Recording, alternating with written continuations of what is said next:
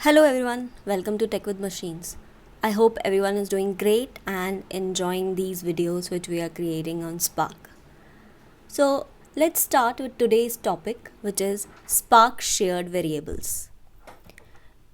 We are going to talk about what really shared variables mean, how many types of shared variables are there, and what are the examples of these two variables.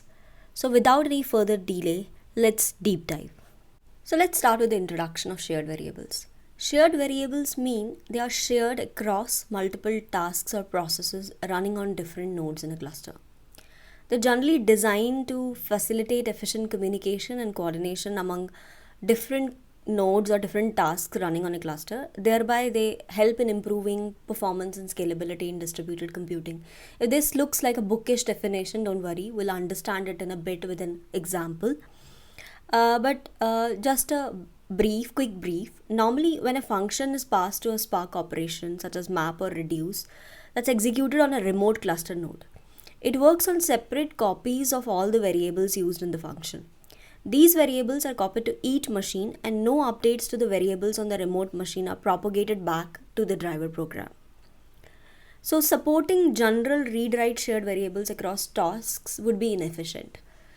However, Spark does provide two limited types of shared variables for two common usage patterns, broadcast variables and accumulators. And what does they really mean? We'll go through them just in a bit. So broadcast variables are generally read-only and are distributed to all worker nodes in the Spark cluster and not really to tasks. So they allow the program to keep a read-only variable cached on each machine rather than shipping a copy of it with tasks. They can be used, for example, to give every node a copy of a large input dataset in an efficient manner. Spark also attempts to distribute broadcast variables using efficient broadcast algorithms to reduce communication cost. And general examples will be like a lookup table or a configuration data which you want to be shared across all tasks in a job. So broadcast variables are generally created by calling spark context.broadcast on a particular variable, let's say v.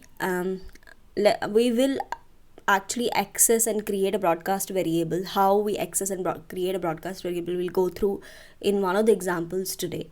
Let's go through accumulators on the other hand. They are the variables that are only added through associative and commutative operation and can therefore be efficiently supported in parallel. They can be used to implement counters or sums, often used for debugging and monitoring purposes or for collecting statistics during distributed computations. As a user, you can create named or unnamed accumulators, and you can also see these accumulators within the Spark web UI, which we will go through in one of the videos in this series as well, that how you can use Spark UI for any kind of a troubleshooting or debugging, or how you can see the DAG in general of a Spark job.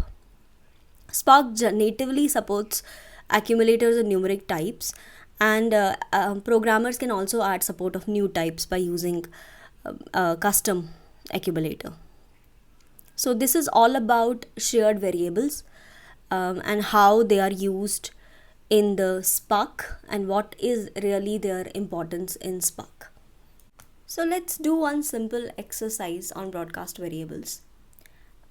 I have really put down as an example here. Let's say we have products belonging to different categories with their selling price, and we need to calculate discounted price for each product based on specific discount per category. Now we will use discounts here as lookups, and we'll broadcast them as broadcast variables to all workers. So beginning, because we are going to deal here with RDD directly, so I can create Spark context as I have shown you in my previous video, but we will start with creating Spark session and then get the Spark context from Spark session instead. So let's first create the Spark session. So as you are aware, we actually get the Spark session from pyspark.sql module. So we will import Spark session here, and let's get the Spark builder. Let's create the object through the builder. So we are gonna create this, we are gonna call Spark 102, and we will do get or create on that object. So let's do that, and we have created ourselves a Spark session.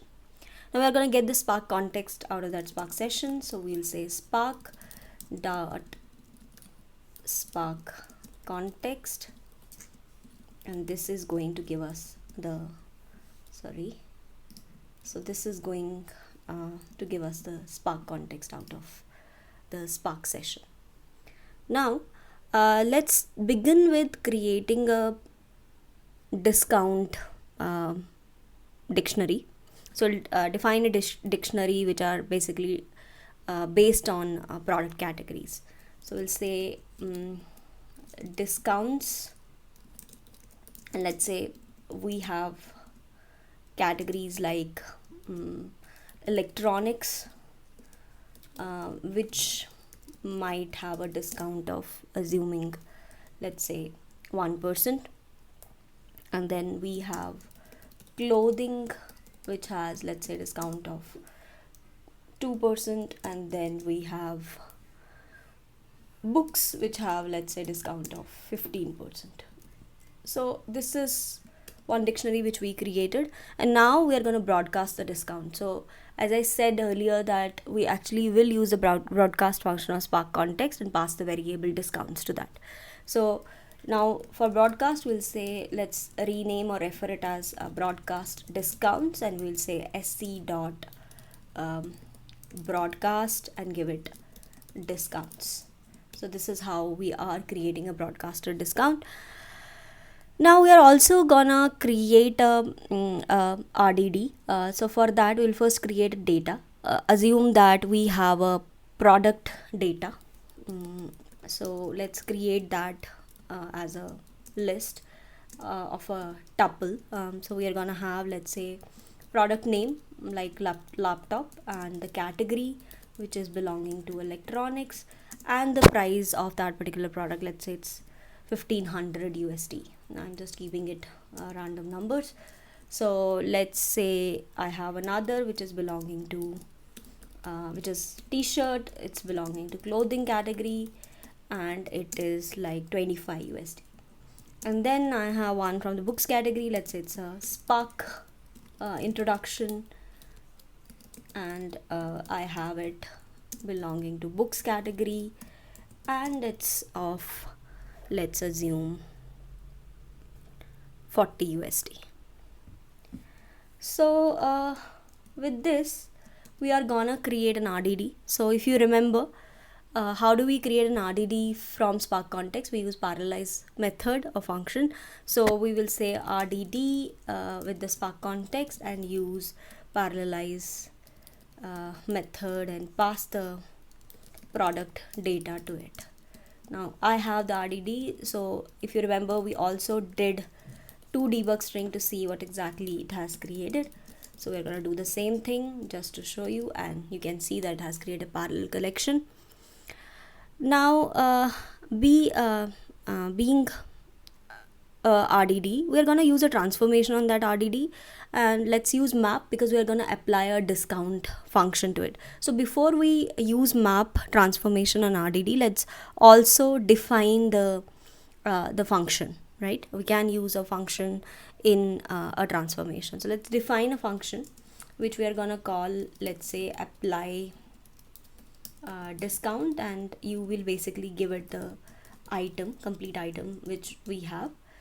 Now the item generally has three things.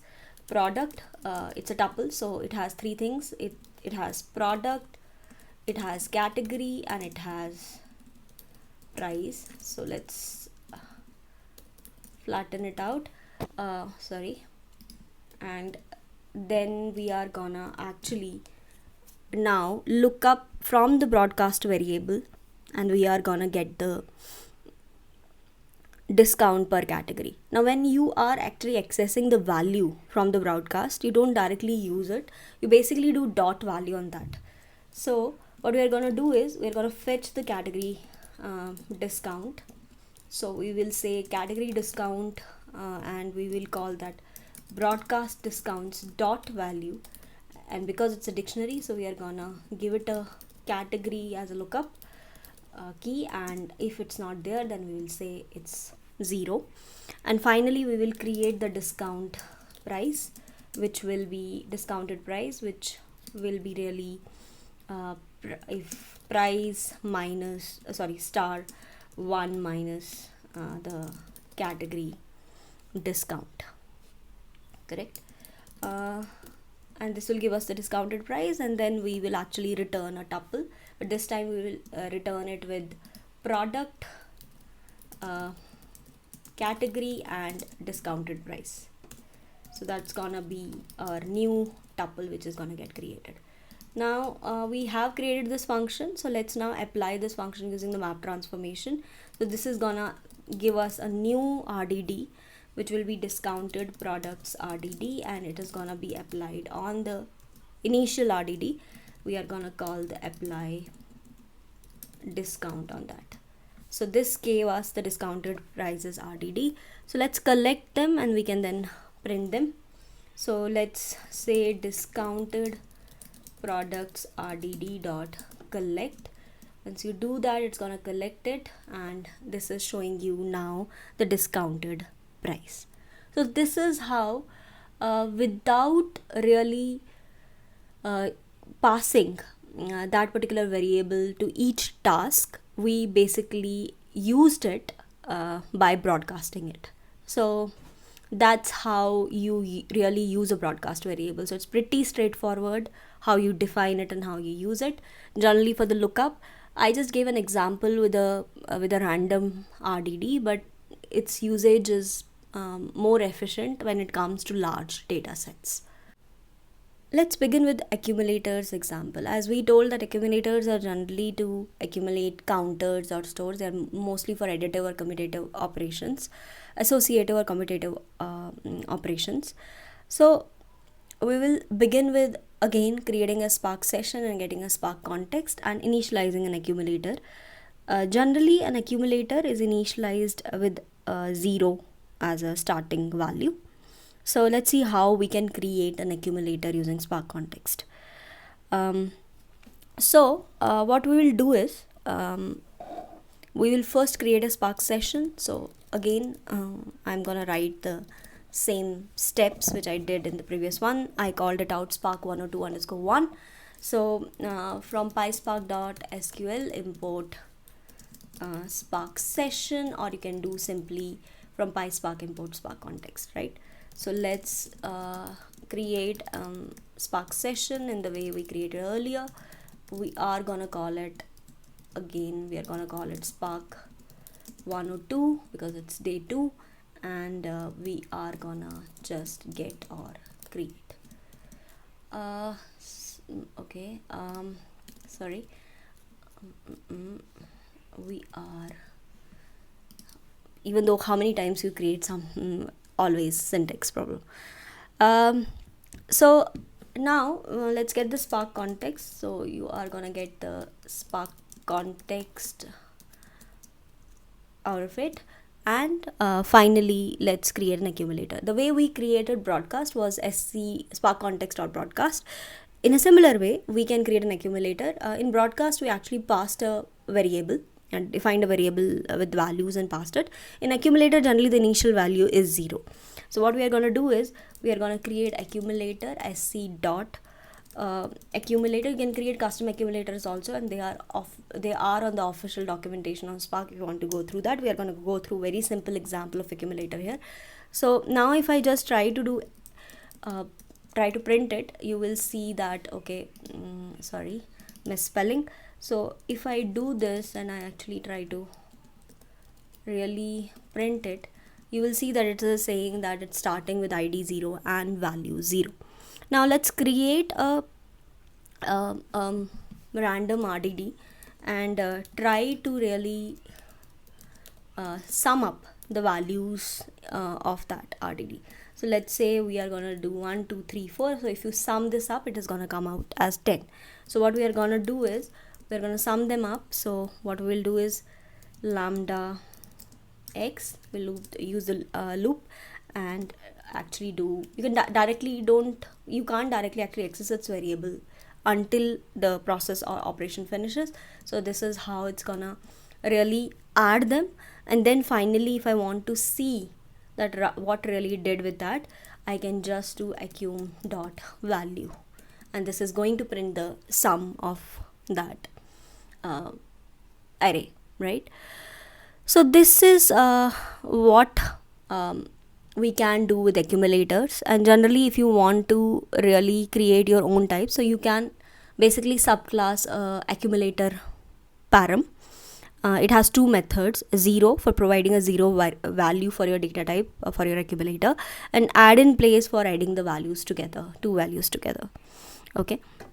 And generally with accumulators, when updates are performed, it's against actions, they are actually performed only inside actions. So it guarantees that each task update to the accumulator will only be applied once, right? And they are lazy load. It doesn't change the lazy evaluation model of Spark. If they are being updated with an operation on an RDD, the value is only updated once that RDD is computed as part of an action, right? So this is what is all about accumulators with an example. I hope you liked today's video, and I hope this information is important and you can learn along with me. If you like this video, please feel free to subscribe and share this video. And if you want me to create a video on any topic you would like to learn in data engineering world, please comment down. Thank you so much.